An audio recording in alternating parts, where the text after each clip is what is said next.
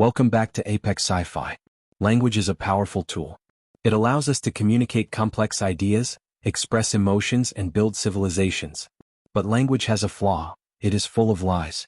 We don't mean that maliciously. We use metaphors, idioms, and hyperbole. We say, "It's raining cats and dogs," but we don't expect poodles to fall from the sky.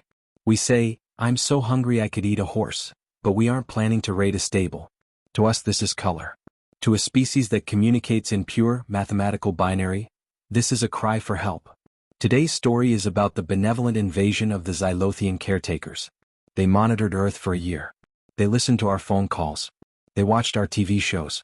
And they concluded that Earth was a hellscape of torture, mutilation, and biological horror.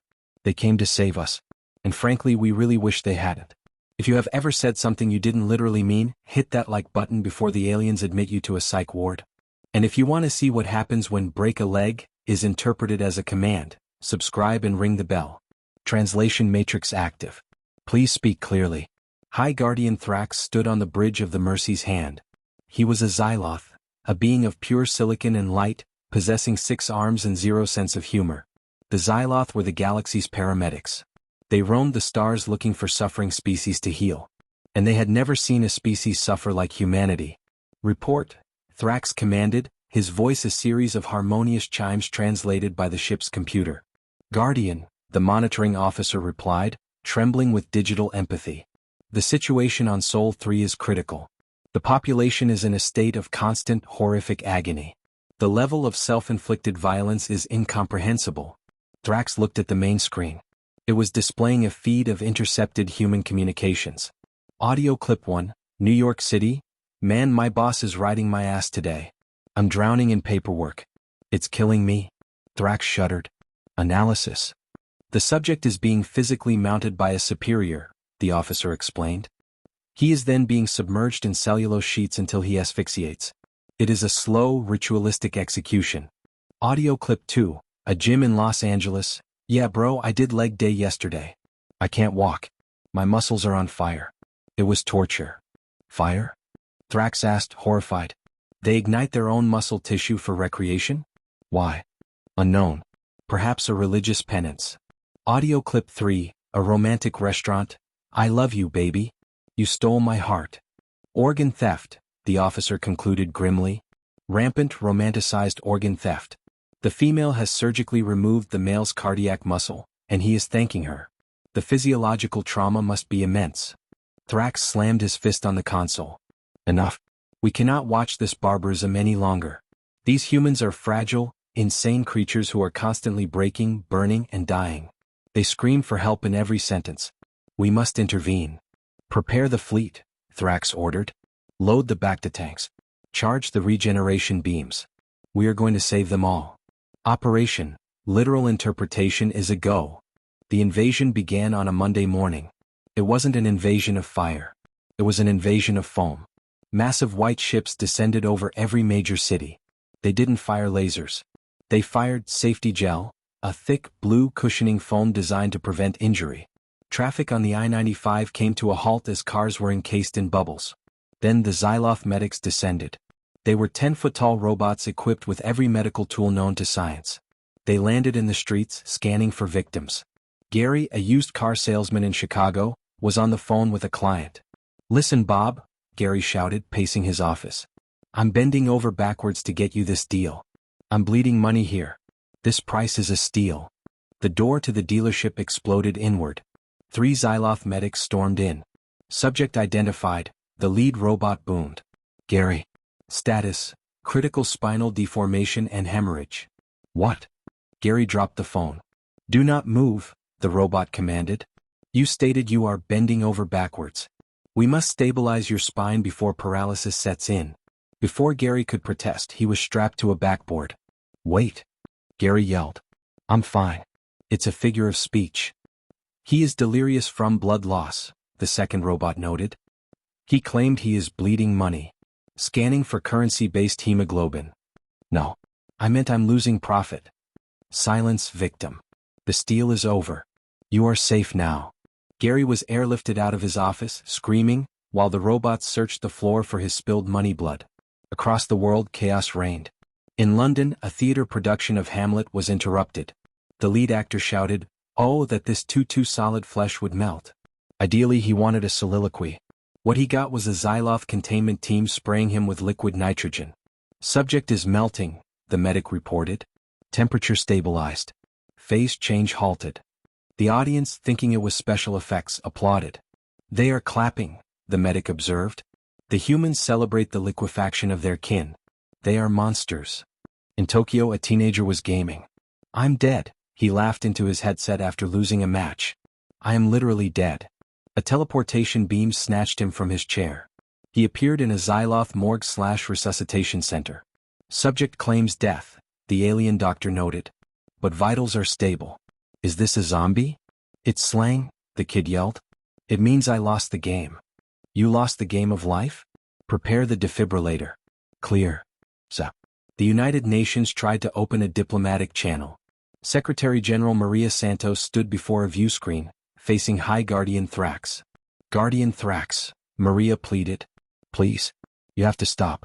You are misunderstanding our language. We are not in pain. We use metaphors. We exaggerate." Thrax looked at her with pity. "Denial is the first stage of trauma, human Maria. We intercepted a transmission from you 5 minutes ago." Maria froze. "What?" "You told your aide, 'Get the press off my back or heads will roll.'" Thrax leaned in close to the camera. "Whose heads, Maria? Who are you planning to decapitate?